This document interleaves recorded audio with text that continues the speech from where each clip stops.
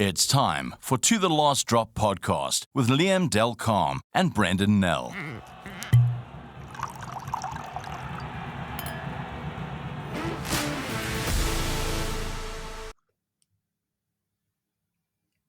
This is To the Last Drop. I'm Liam Delcalm. And I'm Brendan Nell. Brendan, the moment has almost arrived. We're a few days out from probably the most eagerly anticipated inbound test series. Outside of those by the British and Irish Lions, for many a year. In fact, I'd probably go as far as to say this has been, in terms of hype and anticipation, the most hyped series since I think 1996 when the All Blacks came here. They had Tri Nations obligations, but they also came here on a 3 or 4 match tour in back in 1996. We've obviously had England and France and so on, uh, but nothing quite like the one that is about to unfold. Yeah, I mean they've been different. When I'm trying to think, 2018 against England, when Russie's first test, Sia becoming captain, there was quite a bit of hype around that, but not sort of the almost personal narrative that this has become. Mm, The All Black tests are always big, and they always have their own sort of narrative, and there's always a rivalry there. But outside the All mm. Blacks, I'm trying to think when, And the other than Lions. Alliance Tour, other than Alliance Tour, there's been this sort of excitement. And yeah, SA Rugby's done their bit as well. I loved it on the other day with the team announcement. Russie went out and he said, we don't use those words of unfinished business to Percy's question, and said, we don't talk about revenge, we don't use the words unfinished business. And 3 hours later, SA Rugby released an advert hyping the series, which was called Unfinished Business. So I found that quite funny. But everybody's done their own sort of way of doing it. And Russie's little comment this week about, as well as I'd rather have two World Cups in the British and Irish Lions series victory than worry about the three losses against Ireland. No, but they're Mm, chomping at the bit. They want to win this one. Um, Ireland have got a point to mm. prove, so there's lots riding on this game. Yeah, but if we get a winner, if one of the teams win 2-0 and it's you have there's no tie in this series, uh, does that settle any of the arguments that we've been having over the last, I don't know how many years? I mean, this rivalry has obviously developed over the last decade, almost a lot. Yeah, let's say the last decade. Does it sort of give you a definitive answer to some of the questions we've been asking the last few years? I don't think so. I think there'll be a lot of soul searching for whoever loses on either side, and I think that rivalry is just developing more. Now, what we're seeing is probably a rivalry that with the URC element in it is just going to get bigger. And so instead of Mm, settling matters, we'll probably just go to the next one. Now, of course, I mean, I just think of, it's going to sound strange to compare it because it's not in the same league. But Jake White lost 6 times to John Dobson, the Stormers, in the URC, and we spoke about that rivalry. And when the Bulls won the seventh clash or the eighth clash or whichever it was, it hasn't really settled it. It's just sort of brought it forward towards the next clash. And this will probably do the same. We'll probably, they don't play each other mm, very often. They've only played three times in the last 50 odd years in South Africa. So all the games tend to be in Dublin. mm. So I think we're just going to see this Yeah. rivalry developing more and more. Mm, mm. Of course, we delved a bit deeper into this conversation with a couple of guests in the show later on. Maybe you can tell our listeners a little bit more about our guests because they have distinct opinions, don't they? Well, I mean, yeah, I mean, you and I are not known for not having opinions, but we brought two of the more self assured people the and guys who definitely know the game well. The one is my colleague at Supersport, Gavin Rich, who's been writing rugby longer than probably us, both of us, to be very honest. Yeah, I think William Webb Ellis was still sort of eyeing, what the potential is for picking up the ball and what sanctions he might face for doing so when Gavin started.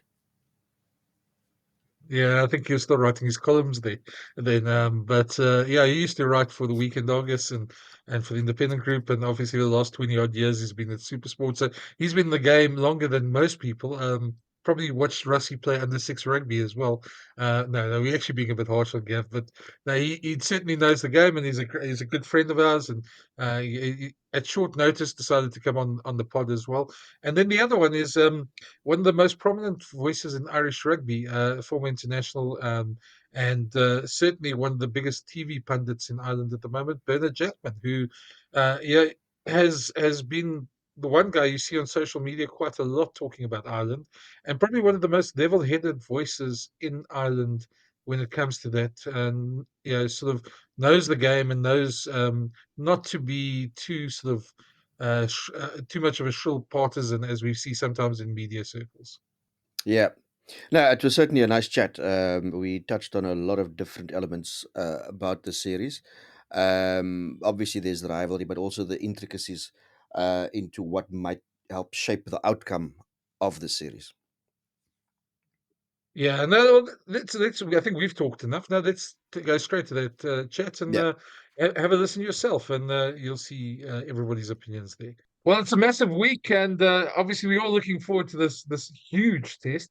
Excitement's building. There's a lot going around on social media and everywhere about this test at Loftus on Saturday. So we thought we'd have a chat about it. So with me today, as always, is Liam. Liam, as you know, is the co-host of this podcast.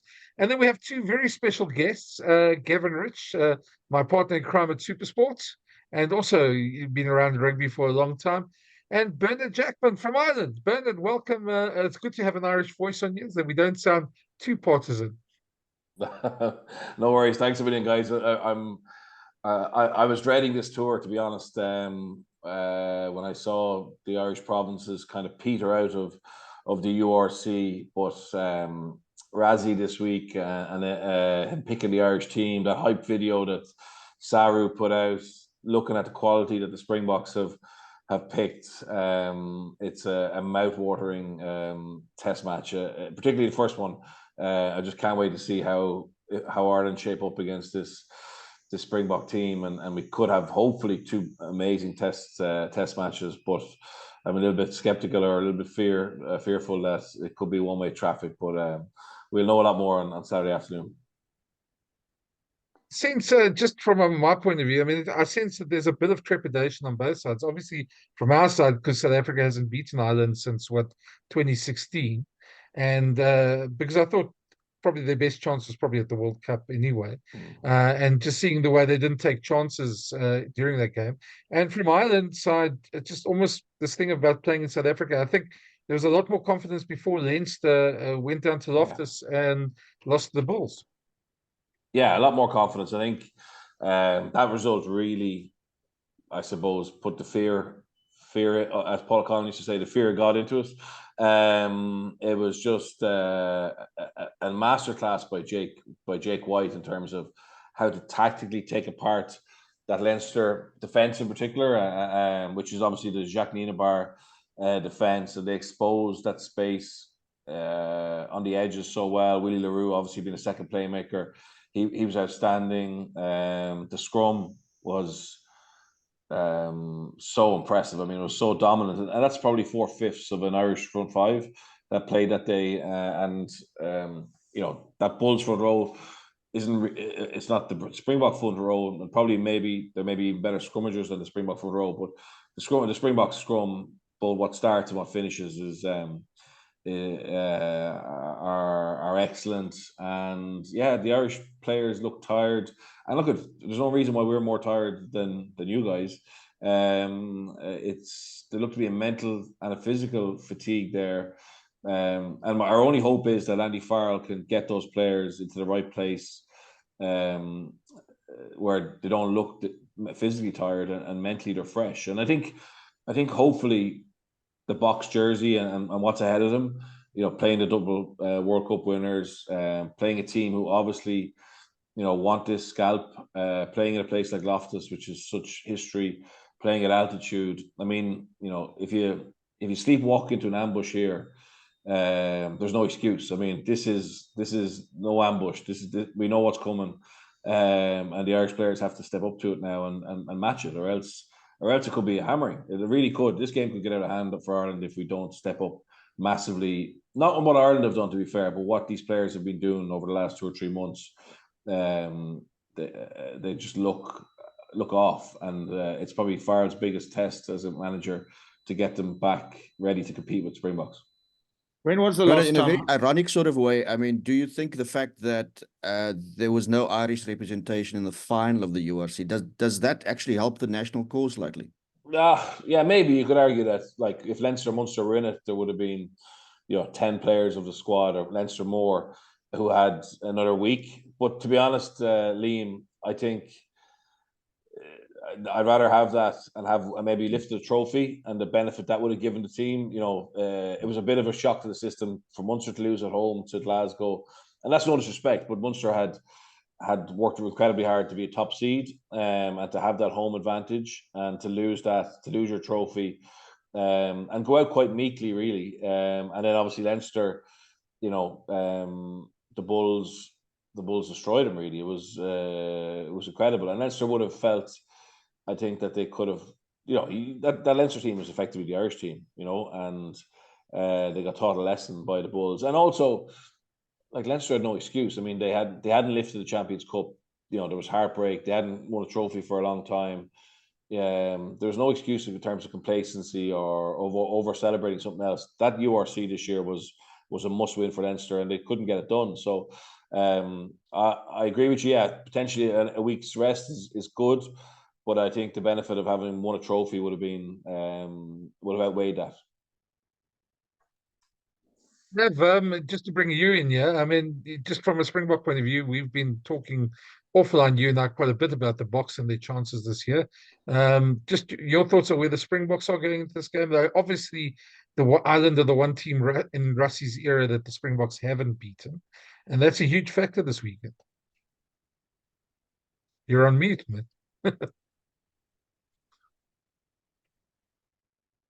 Like that, yeah. Okay, I was going to try and do it with my hands. Just to actually go into what Bernard was saying now, because he's talking about a potential hammering, and he's talking about it could get ugly. And I don't know when last Ireland actually did lose heavily to anyone. I think, am I right in saying it was probably the All Black test, the first All Black test in the 2022 series? Yeah, and that game, I watched that game, and it was that end score wasn't really a reflection of the game. So I'm not so sure about. I mean, it's almost like we're going back to 1998. I remember covering a tour here in 1998, and I think Warren Gatland was actually the Irish. Gavin, I was in the squad. That's how old that is. Yeah, I was there. That test match. Oh my god. The Battle of Pretoria, incredible. Yeah. Okay, that's where I was going. I remember it was a very different sort of Irish sort of scenario there. And I remember you guys still being competitive there. I'm trying to remember some of the names. You had that one loose forward. Brennan. You think Trevor Brennan? Trevor Brennan came on. Yeah, Trevor Brennan. Yeah. The tough guys, and you stayed in. I was actually in George. You guys stayed at the Wilderness in the hotel next to the freeway there. We were there for a week. Yeah. So when you were talking now, that was an unbelievable tour. But like, that was an old-fashioned tour. So we played Boland, we played the Griquas. We were in Kimberley, Western Province, it was just brilliant. We were there for 6 weeks and saw parts of South Africa that I haven't got back to, but it was unfortunately, brilliant, really good. I remember that you played against Western Province, and I think you drew 9. I think it was about 9. And Alan Solomons was the Western Province coach then, and he thought that you guys were trying to slow the game too much up. And this quote afterwards that Ireland slowed the game up so much that they took so many breaks that they should be sponsored by Kit Kat, because in those days there was that advert: take a break, have a Kit Kat. That's right. Yeah, but back to you, Brendan. We have spoken about it quite a bit. I think that South African rugby is in a good space at the moment. Obviously, I mean, having won 2 World Cups, but there are questions. I mean, obviously there are questions. I mean, there are guys that, in the old days when most of the Springbok team came out of Super Rugby, we knew the form that the players were in. But I personally haven't seen Andre Pollard play for a while now because I haven't really had time to watch much English club rugby. I haven't seen Sia play other than reading what his club president said about him. So there are questions. I mean, for me, it's just going to be great to actually see these two teams match up. Obviously, at altitude, I'd always make the Springboks favourites. I think that from an Irish national perspective, maybe they've missed a beat by Leinster not sending their full strength teams out here. So because obviously, I mean, we know that Glasgow were quite well primed for altitude by Franco Smith, and they were able to play the altitude in that final. Whereas and everybody's got this perception that when you play at altitude, it's all about the visiting team. The disadvantages that the visiting team falls away at the end, but it's not really. Like, speaking to some of the coastal coaches from this country who go up there and have success, they talk about managing the game, and that the first 20 minutes can be as difficult, especially if it's a high tempo game. So altitude must be an advantage for the Boks, but I just think that the fact that Leinster did come here and did get beaten might actually be a learning experience for them as well. I mean, it wouldn't be the first time that that's happened in rugby, that they can turn it around and they can absorb the lesson. So it's going to be very intriguing. I would say that I would predict that Springboks will win the series, but I certainly wouldn't go as far as Bernard went and say that it's going to be ugly. I just don't know when last it has been ugly for an Irish team. You do have a different defensive system as well to the Leinster one. Yeah.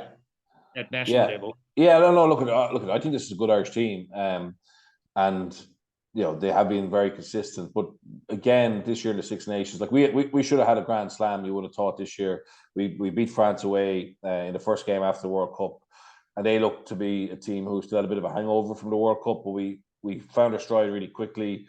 Life without Johnny Sexton started off brilliantly, but then we came unstuck against an English team in Twickenham, who kind of had some similar attributes to South Africa in terms of they had that physicality that we've always struggled with.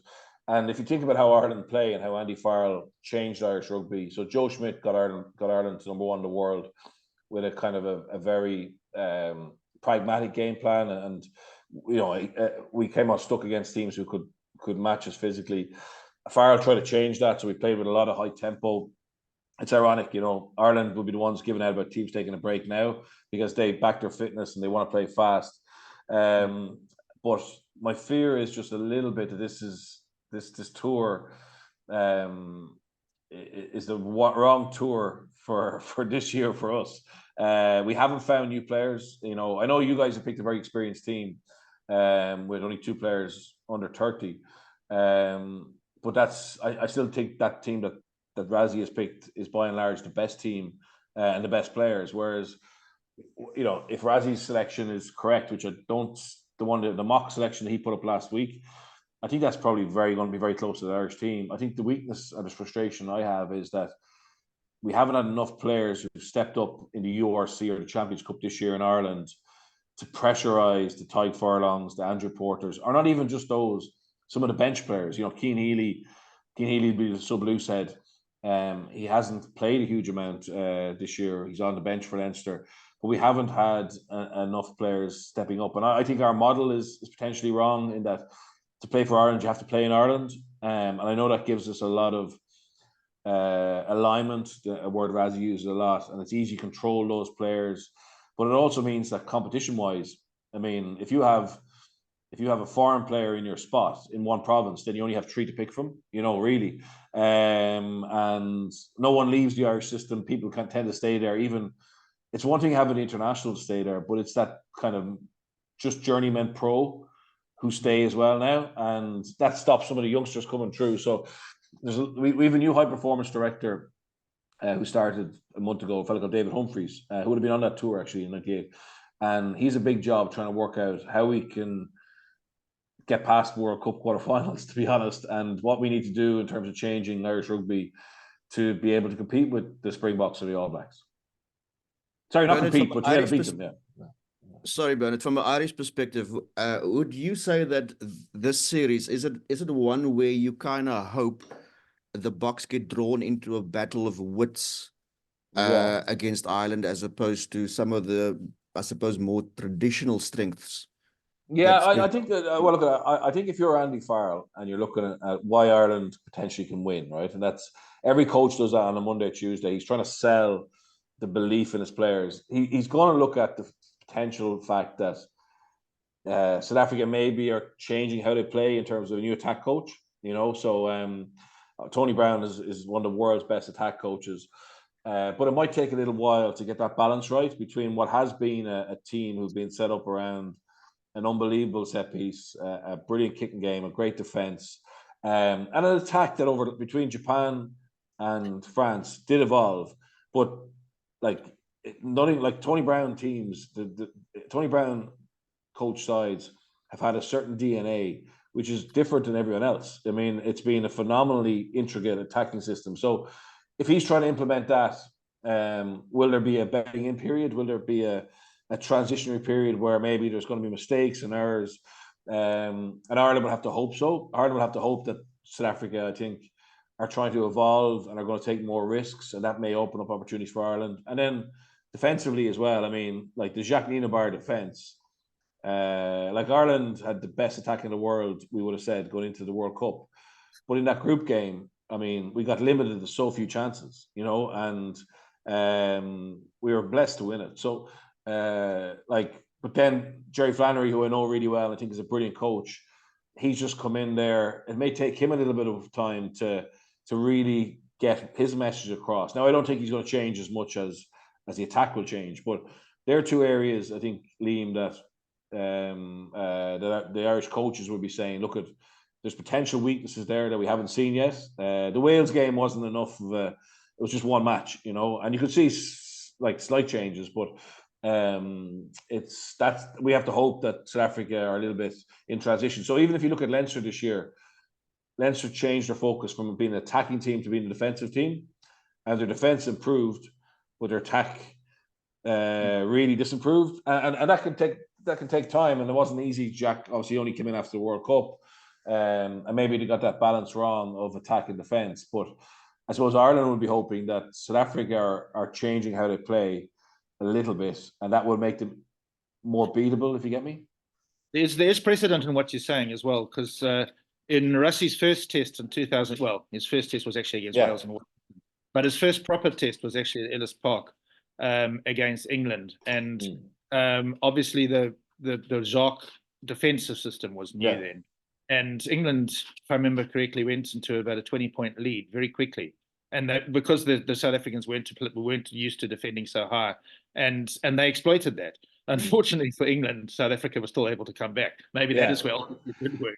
Yeah, Gavin, I spoke to Jacques about that because I interviewed him for a business event in Ireland, and he said, like, as he was coming off the pitch at halftime, some of the senior players were saying to him, "Jack, we need to change this. We need to go back to being a little bit softer." And he's there, no, we go harder and higher, and trust me, it'll work. Now, he didn't know the second half was going to unfold. He thought maybe we are going to have to lose a few to get what he wants. But you're right, Jed, they came back, but he only sees one way. And in fairness to Razzie, I think the best thing about Razzie is, and speaking to coaches or players who worked with him in Munster, is he has real belief and conviction in what he wants to do, and that transmits to the players, so they believe in it as well. And I think that as a player, you want that clarity of thought and consistency, and it's a big part of why the Boks are so good, and it's a big part of why they win close matches. And I think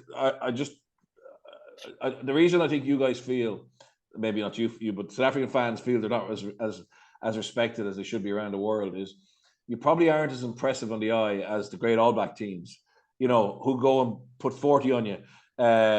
You guys can kill a team winning 16-14, and it's a great strength to have. But I think that's probably why, the All Blacks under Carter, etc., maybe had more fans globally, because they were a little bit more capable of hammering teams. Yeah. That also cues what you were saying, or you asked me the question, Brennan, about what I thought was going to happen and why. We're talking about close games, and the last 2 games between South Africa and Ireland have been very close, and they've been decided basically because South Africa, well, they didn't take the opportunities, but they also kicked a shower when it came to goal kicking. This is actually the first time that Andre Pollard's playing against Ireland. Certainly, I'm not sure if he played in that 2017 game. I don't think that he's played against Ireland before because he wasn't part of Alistair Coetzee's squad in 2016. He was injured, and he was like, I mean, it goes without saying that he's a much more reliable goal kicker than Marnie was, and Damien Willemse was kicking in Dublin. You remember they went through, I think they went around the team to get a kicker in Dublin in that game, and they lost there too. I mean, Ireland were probably the better team in Dublin, but I mean, it was a very close game, and if South Africa had slotted their goals, they probably would have won that game. So there is that. Andre kicking on the half felt, kicking from long range. I think that's a big factor in South Africans' favour in comparison to where they were in the 2 previous games against Ireland, where their goal kicking wasn't that reliable. Let me remind you quickly, Gavin. Elton Yankees was fly off in 2017 in that 38. What was it, 38-3 or something? That horrible game. That's a shocker. Yeah, listen, I mean, Gavin, I agree with you. I mean, I was going to make that point that the one difference now is that I doubt the goal kicking is going to be as bad as it was in those 2 games, especially not on the high field. It tends to aid the kickers, whoever they are. That's the first thing. The other thing I want to ask Bernard, the one thing we always find funny, especially if you spend a lot of time on social media like I do, and I know you do as well, Bernard, is the hype that goes around.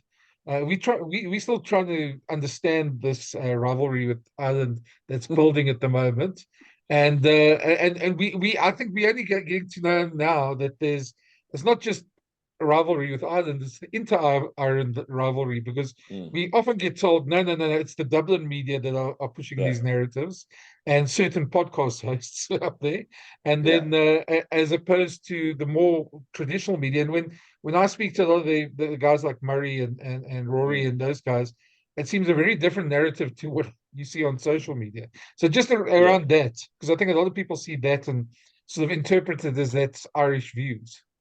Yeah, no, I think it's horrible, really, because I don't think it paints ourselves in a good light, because like we haven't got the trophies to be arrogant, and I actually think it's like Irish rugby's coming, like, okay, it's a long time since 1998, and Ireland were competitive in that match, Gavin, but I think there's 30 points difference. You know what I mean? Like the Springboks ripped us apart, really, but we made it a bit of a fight, and we used to finish bottom of the Five Nations. We used to win the wooden spoon, and Irish rugby's come a long way, and it's been well funded by the IRFU. And now we can believe that we can win Six Nations. Obviously, winning a Test series in New Zealand for a first time ever was massive. But don't forget, we only beat the All Blacks for the first time in Chicago, 7 or 8 years ago, first time ever. So like we are quite new to this, and some of the media they get carried away, I think. And it's a national radio station in particular, and one pundit who's probably the cause of half this. And he's not even Irish; he's Australian.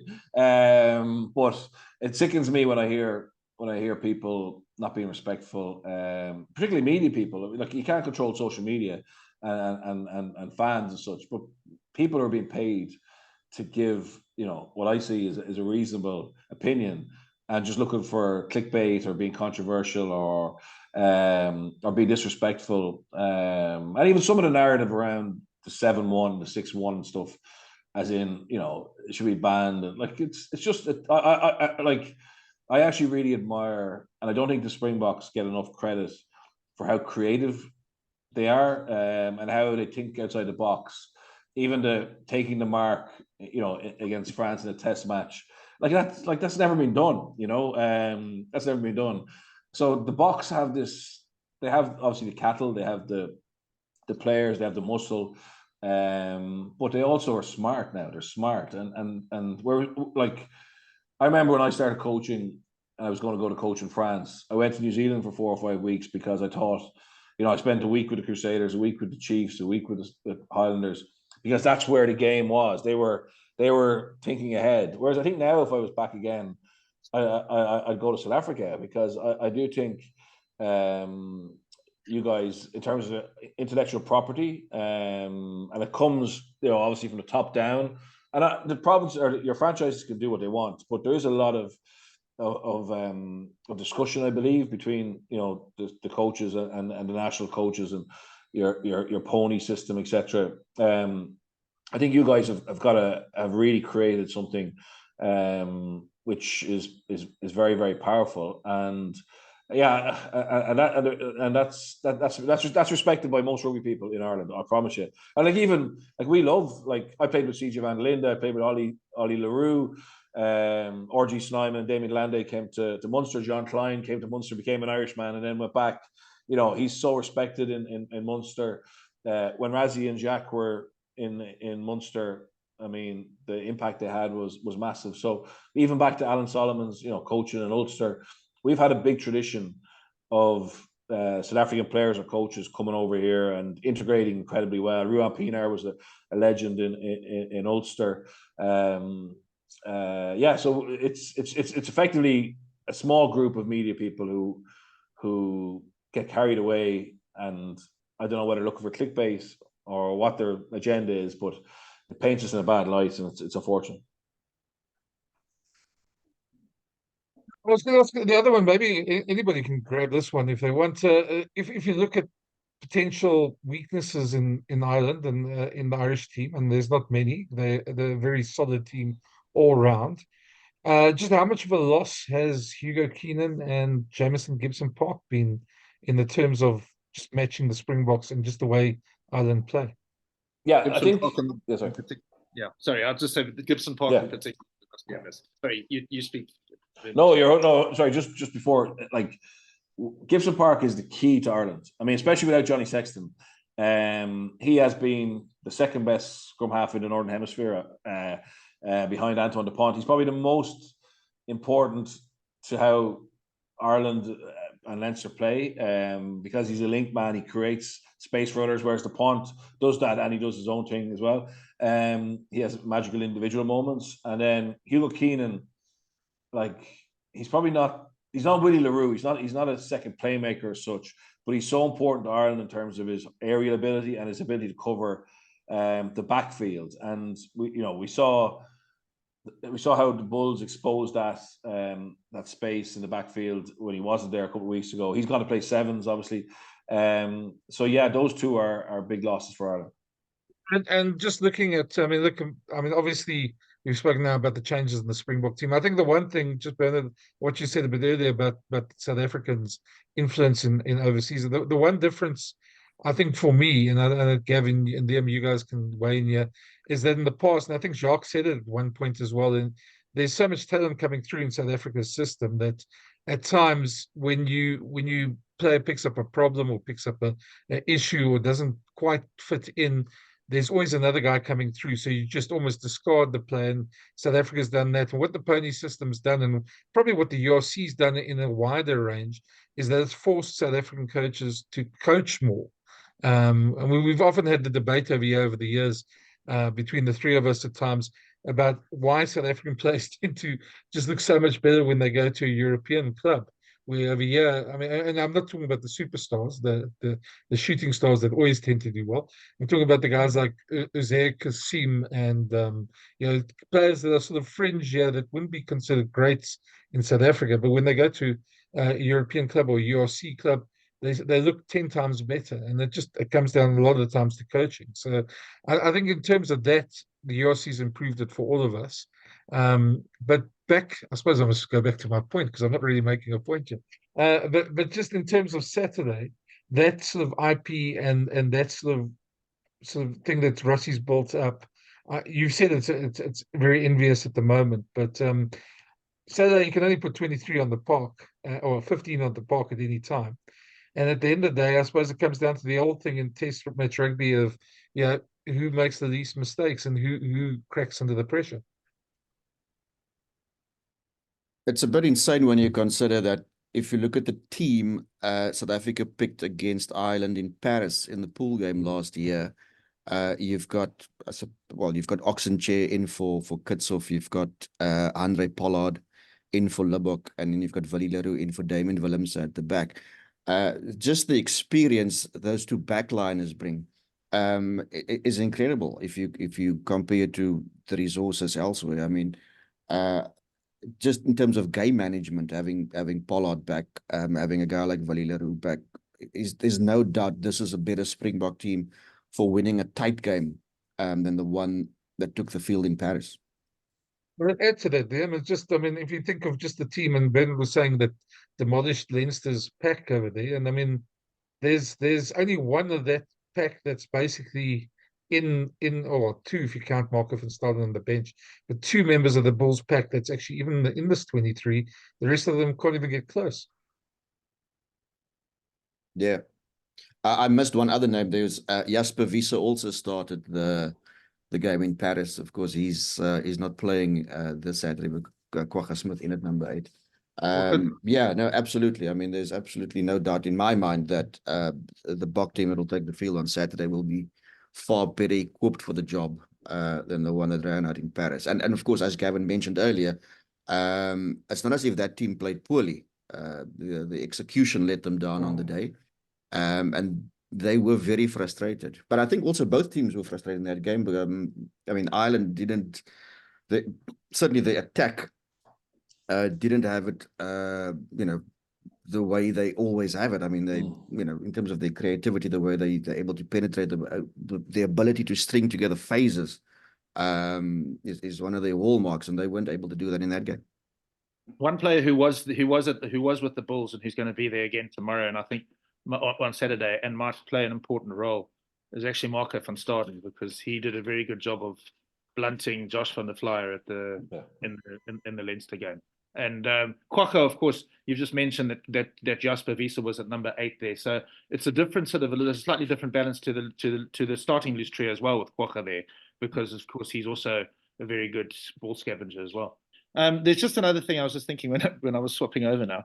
Something that Bernard said earlier about there's no reason why the Boks should be any less knackered than Ireland, which is basically what you were saying, because we're on the same season now. Yeah. But maybe this is a concern more for what comes after this for the Boks, because I mean we're going to a rugby championship after this, and I know that's got nothing to do with Saturday's game. But at some stage, I think that the fact that South African rugby is on a non-stop 12-month season is going to catch up with them. And I think that it's a good thing in a way that South Africa has so many players that are based in Japan playing on Saturday, because they have a less stressful season, less intense season. I imagine I've been to the Japan for the World Cup, but I've never been to watch club rugby there. But it does, by all accounts, they get used much more sparingly in Japan than they do elsewhere. So that actually could be a big. You agree that could be a big factor in South Africa's favour on Saturday. Just the fact that they've got those guys who should be relatively fresh, who haven't been playing that much. Yeah, I think Gavin, I think looking at your team, and I know speaking to Jacques about it, the spirit and the atmosphere and the culture in this Springbok squad is incredible. I mean, he was telling me. It's so. And I was saying this to some of the Irish players about the fact of like sometimes they let the players decide who starts, who finishes. That's out of our mind that would happen in Ireland. Or even in the Northern Hemisphere or the Anglo-Saxon culture. But I think the fact that you have so many of these players who've had amazing memories together of obviously, turning South African rugby around in a short period before Japan, winning World Cups, but then they're not together like 24 hours a day for most of the year, which the Irish players effectively are. The Leinster players who play for Ireland are effectively together for 11 months of the year.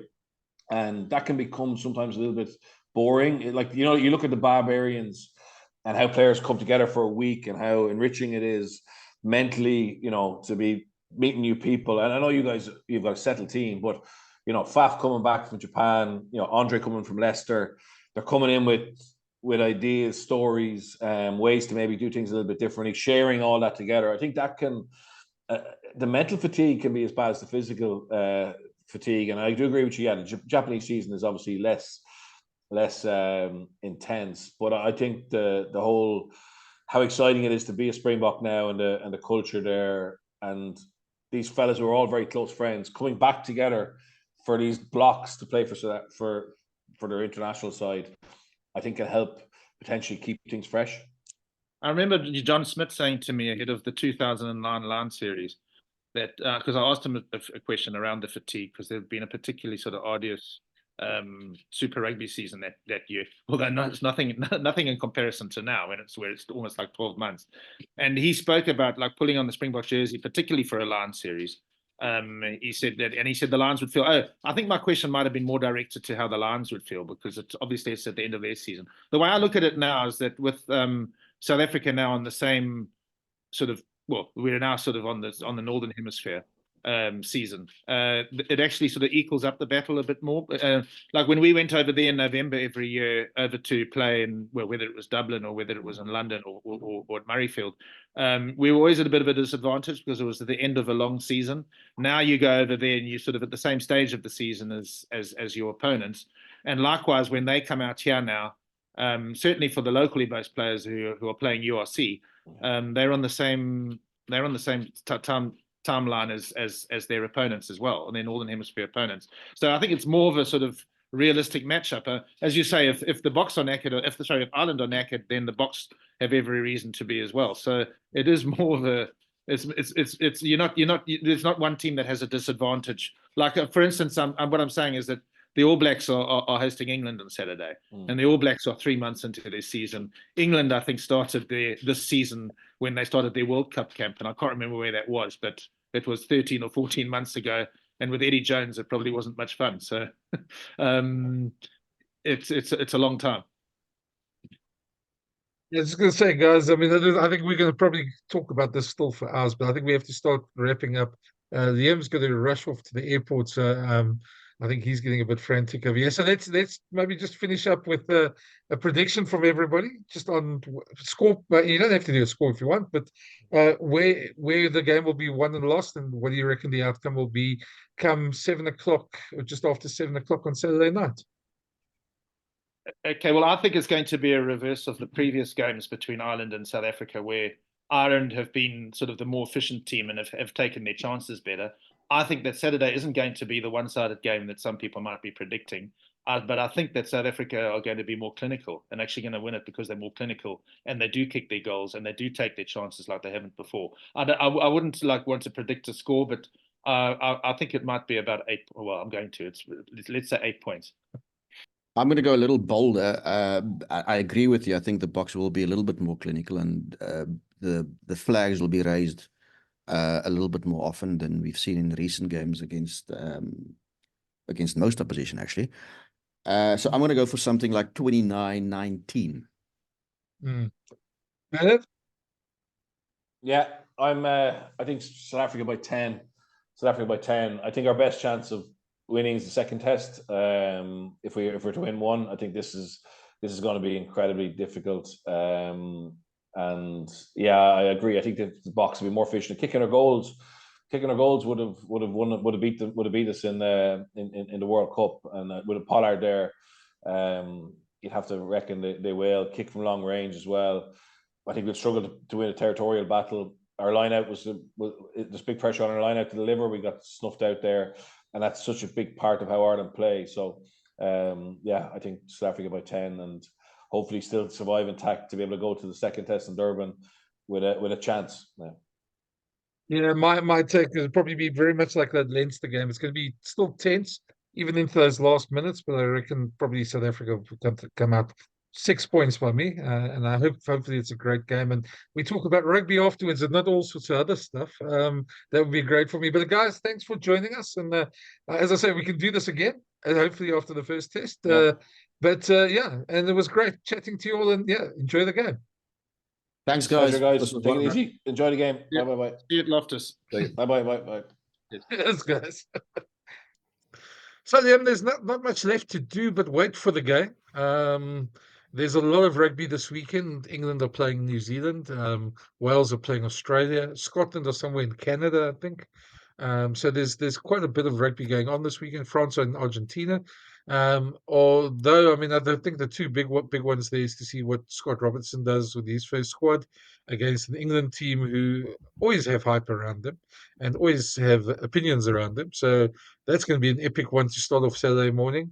I still see New Zealand winning that one quite comfortably, but it's going to be an interesting one to watch. And then two sides in Brisbane who or is it are they playing in Perth? I'm not sure, but Australia and Wales, two sides who certainly have got a lot to make up for in the international stage. Both had reasonably disappointing World Cup experiences, or Wales did a bit better, but certainly are on a renewal arc, and it's going to be a fascinating one just to watch what happens to Australian rugby first of all, and after the Box demolished Wales a couple of weeks ago, just what Wales can offer. Yeah, absolutely. I think the fascinating thing will be in that series between New Zealand and England would be the way Scott Robertson has sort of embarked on this new path with the All Blacks. We will get a proper glimpse into that. Obviously, they will be far from where he wants them to be, but at least we'll have an early indication of what the way he's going to set out his stall. I think for England, uh, I think opinion is still very much split on Steve Borthwick as to whether he's the guy to take them forward. As for Australia against Wales, I think the Aussies will feel that they owe Wales one uh, after last year's World Cup. And there again, new coach coming in, and we'll have a proper idea of what Joe Schmidt will bring to the Wallaby lineup. And it can be interesting because Joe Schmidt comes across as an extremely pragmatic, sort of structured type coach. And Wallaby rugby has always sort of prided itself at trying to be this free flowing, expansive type game to compete with league and all the other sports that are above it in Australia. So, and they quite often criticize South Africa about the type of rugby South Africa played. So will Joe go the pragmatic route, or will he actually spread his wings? That's going to be also quite interesting. But I mean, we'll Mm. deal all with that next week when we have the fallout, and we'll invite some of our guests back and hopefully just have a good old chat about what happened this weekend. There's going to be enough to talk about. But for now, I think that's it from us. Unless you have anything to say at last before we go there. No, I don't. I'm just gripped by all this anticipation, Brendan. I'm almost wishing the moment's over. Yeah, it was that weird one, the first test of the year. You can't wait for it to happen, but yeah, you're also not quite sure what's going to happen. So I think we'll have a much better sort of aspect look at where teams are after the first weekend. Of course, it's the first weekend of a long international season, so lots to ponder, lots to talk about next week. But yeah, for now, we are waiting for the unfinished business at Loftus. We'll both be there. We'll be watching, and we'll be back here next week. Thanks for listening, and yeah, chat to you then. Speak to you then. Thanks for listening, and a reminder, you can find all the To The Last Drop podcasts on the Brendan Nell YouTube channel, iono.fm, Spotify, Player.fm, Pocket Casts, Google Podcasts, and iTunes, or wherever you find your favorite podcasts.